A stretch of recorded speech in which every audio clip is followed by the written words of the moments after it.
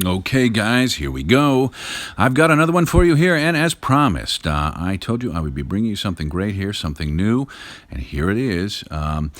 This here, from what I've been told, is the third and final installment of the SEIKO ZIMBE line, and let's get a look. As you can see here, we've got some outdoor media on the SkyTrain, and here it is. It's the SEIKO ZIMBE Baby Tuna Limited Edition, the SRPA47J1, and it is a fully made in Japan 200-meter Prospex diver, and if you're a fan of the monsters, you're a fan of existing baby tunas out there, or if you're really familiar with the 50th anniversary special edition lines, the SRP655 or the SRP653, the black with the red indis and the blue with there's some yellow going on it. Those two are really attractive, very interesting watches, and they are still out there. Those were special editions. If you can't find this one, I really recommend getting a look at those. And it's basically the same configuration. However, this one has a different finish. It's a limited edition, and the handset is different. And I have to be honest with you, I really do like the hands on this one. It really gives the dial a different look. It opens it up a bit, a little bit more mature at the same time, especially when you get a look at this honed finish, which, again, honed, what SEIKO is calling it. Essentially what I would call it is a bead blasted finish, and I think they've executed it beautifully here on the case. It also makes its way to the bezel, and I love that. It really takes it down to something that's a little bit more conservative in some way, but I appreciate it because the other ones tend to have really high polish or high gloss or even metallic look on the bezel. This one takes it to another level, so get a look at that there closely on the dial. For those of you guys that have seen some of the other ZIMBE line videos which I was able to bring to you, there is a little bit of a similarity, at the very least, with the finishing. You can see here on the side, get a quick look at here and you'll see it some more down the line. We've got the honed finish on the upper part of the case for the most part, except for the edge of that Sprocket Edge bezel, really beefy, beautiful bezel there, and obviously the screws that go into the shroud through the case. Now you can see the original review I did for the first ZIMBE that made it to the market when I happened to be lucky enough to get a world's first on it, has the honed finish and the high polish on the edge of the bezel. So it really is a terrific combination on a watch. And when they did this one here, this is the Marine Master 300.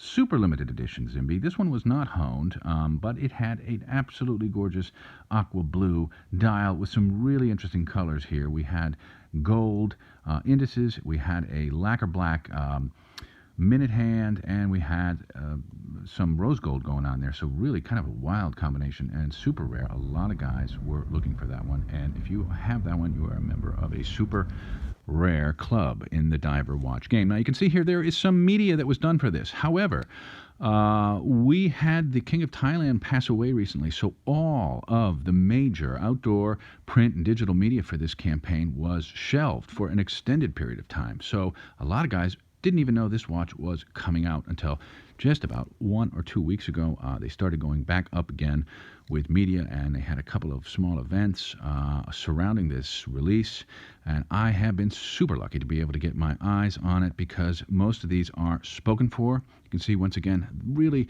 interesting way they've done it with the finish, and underneath obviously fully high polished. And we'll talk a little bit about the way they've kind of sculpted and done this case back. So we should get into the specs here a little bit, but the measurements on this one, 50.2 diameter, guys, with this full bezel, you know, everything all in.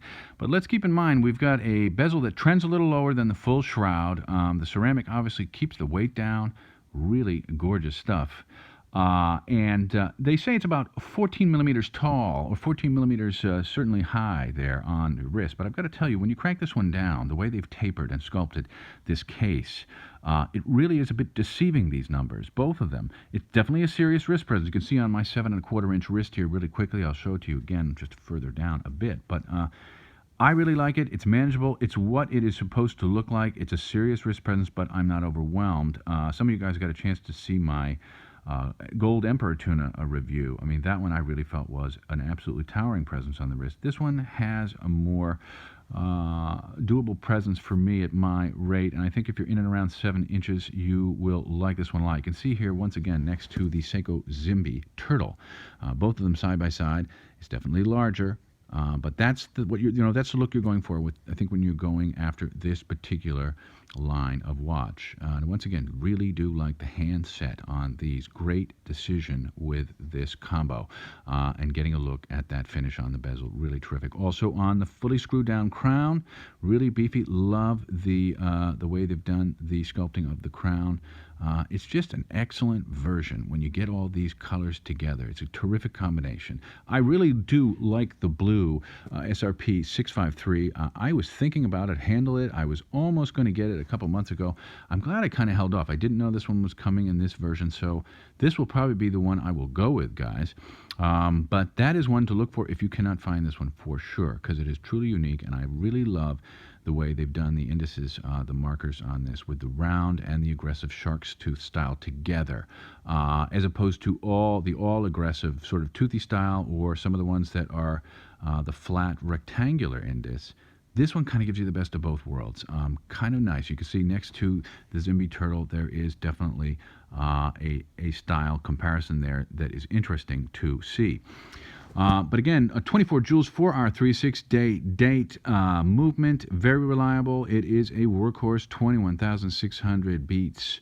And the silicone is fabulous. As if you've got any of the higher grade watches and you've been into the silicone, you know that this level of silicone is super comfortable. It is not squeaky. It is not. It is supple. It's just gorgeous stuff. And again, hack and wind movement.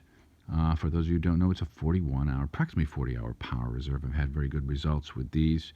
And this one really does serve me well in the ZIMBE Tuna. So I have to tell you, if you haven't got one of the 4R36 movements, it is definitely a basic movement, but one that gets the job done and tends to be very reliable. There are some great reviews out there on its performance in day-to-day use as far as what you're going to get for accuracy. I've had very great luck with the plus minus for mine. You can see here turning the bezel. I have to say, it's a good bit of a resistance. It's not impossible. The clicks are very positive. It is it does the trick. It's got some resistance, but I think you'll be able to do it whether even you have gloves on or not. It definitely serves its purpose and does the job. I will say that the Sprocket's high polish edge probably makes it slightly more difficult than it normally will be. I think if it was all honed or it was a little bit sharper, it might be a little bit easier to turn, because you do have the shroud there. But you can see once again on the wrist, really like the way this one looks, guys. I just think it is the kind of thing, if you are looking for an aggressive, really standout piece, and you can get a hold of this SEIKO ZIMBE Baby Tuna limited edition, I mean, you are going to be in a unique club for this style. It is really pretty, and I expect to see these now. You're getting close to Christmas. This just came out about a week ago in earnest. Expect to see these. Look on the Japan seller sites. Seiya Japan. Look perhaps even on eBay. Look in some of the watch forums. What I'm going to do here really quickly right here at the end is show you the Loom. Unfortunately, I only had my phone to do this, not a really decent flashlight to get the Loom all evened out in the charge, but as you can see, the LumiBrite on this is fantastic. Really good. This is an all-night blazing Loom over time. The only thing I probably could discount is, and again, I didn't have a super bright light, but the pip on the bezel could have been a little bit brighter, and I probably will test it again later with another light, and we'll see how we do. But excellent, highly visible, really gorgeous Loom on this dial. And I got to tell you, I mean, for the wrist presence, the materials on this one's pricing in around $700 US. I expect it will go for more, guys, because once it's out in the wild and it finds its way to resellers, you will probably see the price go up. If you can get this for that price or under $1,000, I will say you get yourself a great deal if you really want a true special edition, and the last of, potentially, I'm being told, this is the last of the ZIMBE line. So if you didn't get the first two, look for this one. It is something special for sure. Anyway, guys, tell me what you think about this one. I would really appreciate it if you leave a like, comment on these. I love to hear from you guys on all the videos that I post. A lot more coming up. I've got some terrific new SEIKOs in the horizon here. Please stay tuned. Love to hear from you guys once again. Thanks very much for watching, and I will talk to you guys soon.